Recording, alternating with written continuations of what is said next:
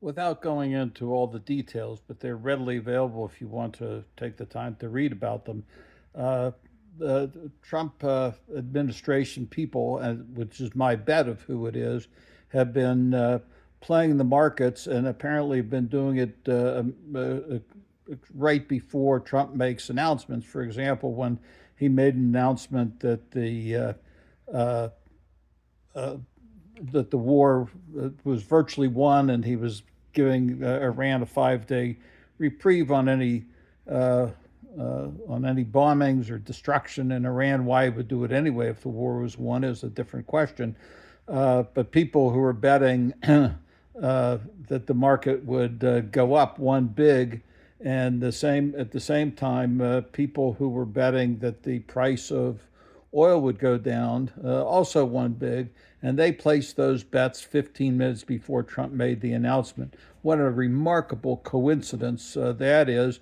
And I think it's probably strong evidence of graft throughout the administration, but at a minimum, it is worthy of investigation, and it would be investigated by the Securities and Exchange Commission, except that Trump has fired the people who would normally do that investigating.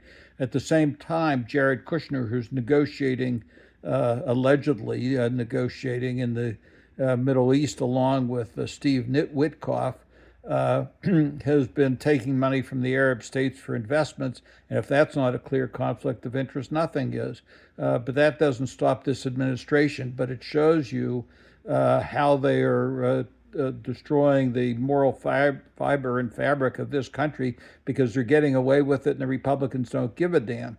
We also ought to note that at the same time that they're spending billions of dollars uh, uh, for going for a war that nobody wanted and everybody's paying a significant price for.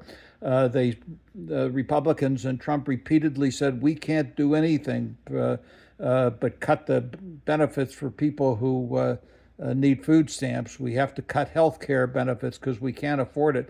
This country is now, because of Trump, in 1 year, an excess of $3 trillion have been added to our debt, and and they don't care about that because they only care about themselves. The financial side of this disgrace should come back to haunt all those people who are supporting Trump. And I say the Republicans, but I also ought to point out what I consider to be one of the biggest nutcases is Fetterman out of Pennsylvania, because it's one thing to be a MAGA supporter, but it's another thing to have been a staunch anti-MAGA person and a progressive and be elected on that and then suddenly turn tail and be a traitor to all those who believed in you. And that's what he is. He's a traitor to those ideals. Whether I would have agreed with those ideals or not, if you're going to be elected saying one thing, then you try and pursue that. You don't just suddenly like to see your face on TV. And my guess is Fetterman must spend hours in the morning looking in the mirror to see how he would then appear on Fox News.